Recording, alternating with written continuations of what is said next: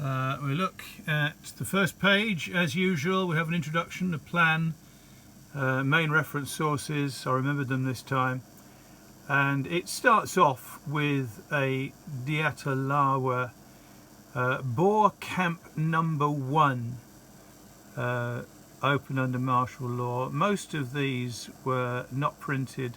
It was supposed to be a number 1, number 2, number 3 and so on, but they never got round to the others. But you'll notice also it's a cave overprint on the stamp, which is rather nice. So we start off with Diatalawa and continue with Diatalawa, looking particularly at the initials EJB and FRNF. That's EJ Bauman and FRN Finlay. They're two of the very few camp censor officers who have been identified.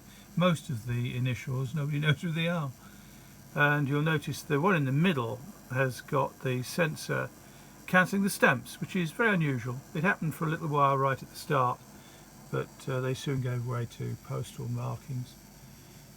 Diatalawa camp, we have, I think, going to Hut 15. Well, Hut 15 was the place where the camp newspaper was manufactured, and there's an extract from the camp newspaper, the Camp Lyre it was called.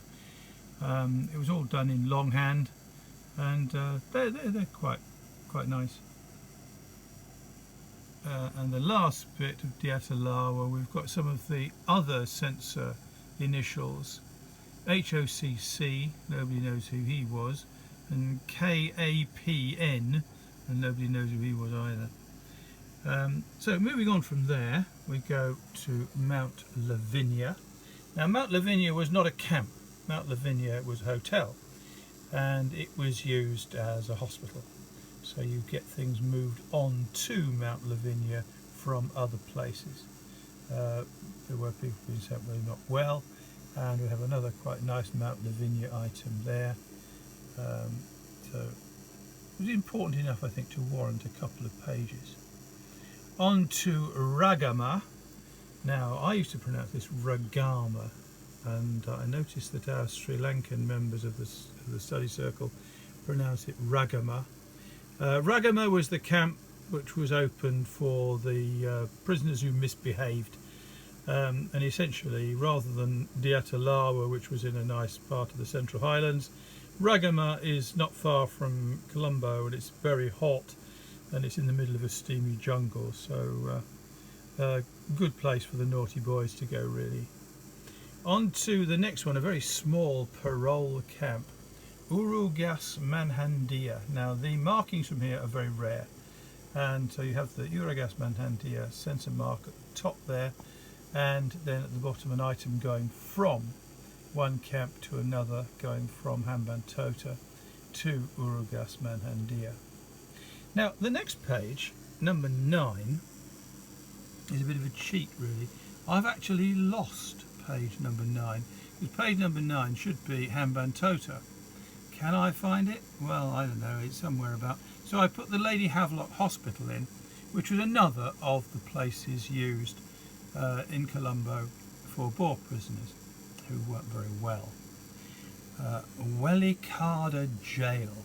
Now, if you were really, really badly behaved, or you were one of the so-called irreconcilables, you were stuck in Welikada Jail in Colombo under a pretty nasty regime, and this is from Welikada Jail, and it's from one of those irreconcilables, Mr. Reinhardt.